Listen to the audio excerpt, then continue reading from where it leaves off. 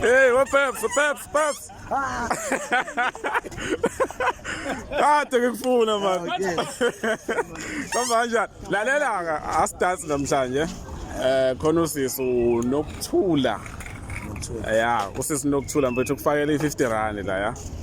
Wathi uPeps oduma kahle. Wathi akahle uPeps oduma. Manje yo. Lalela ke lo R50 mfethu uthe akusibona ukuthi mhlambe sosebenzisa isinome kanjani. Sithe ukudla. Kuthenge lokudla ne. Mhlambe sesingabamba neMaribhora ngoba lo mjida unosebenzisa nogwaya ngithi. Yeah.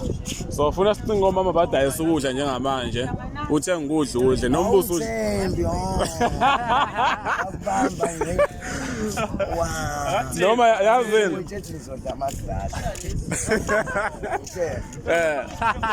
Cha ngifuna jabule usesokufakela u50 ekubona ukuthi ngempela uthenga ukudla ne. Ngithenga ukudla ngempela. Sakwazi angikwadla uyabhemintsango, ubetsango ngempela. Oh, bemintsango. Buka phela abantu bayabuza bathi abanye, hayibo, umfana lona ubintombazana. Hayi yabona ke lo. Umfana. Yeah. Kodwa phela muhle ufunza uma wakhe. Yeah. Lalela ke Peps, abantu bakuthanda kakhulu akufanele uPeps oduma alale engadlile. Ngicela uyikhulumele nabantu ukuthi ono R10 R5. Nkosi yami mina nguPeps oduma ngoba nguPeps oduma ngiphila ngokuyidansela. Hayi indaba zokukhuthuza abantu ngoba ngithandi sekuthiwa vimba vala inyembe zabantu nabangani ade ngiphila nabo. Phela mina ngagcina esikoleni ngagcina grade 2 lento okuhlohla nabangani semncane.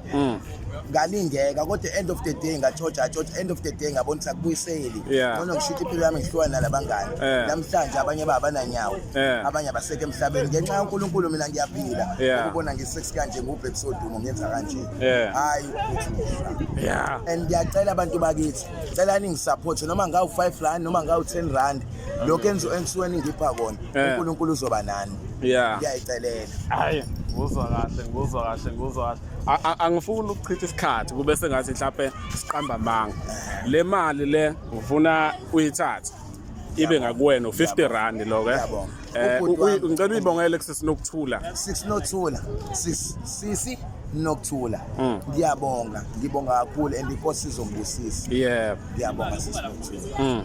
Le mali lebe ngifuna singayidli yonke kodwa ne kumalini ukudla yabonga ukudla mina ngoba sengidlile imali engiyayifihla ngizoze ngidle ntambama noma enye ngidle kusasa ngenze ukuthi ngishweba la bazi ukuthi nginemali yami ngenxa ukuthi ngibhizi ngiyashutha ngicela kube yewena ozohamba uyothenga ukudla Peps ne kulungile ke mfethu sobuye sicheckani makhona omunye othi cha ngicela ukumdatsela kancane usisi nokuthula phela age ngumjabulise ngeke sisi nokuthula awubuke kuPeps oduma ukuthi wenza kanjani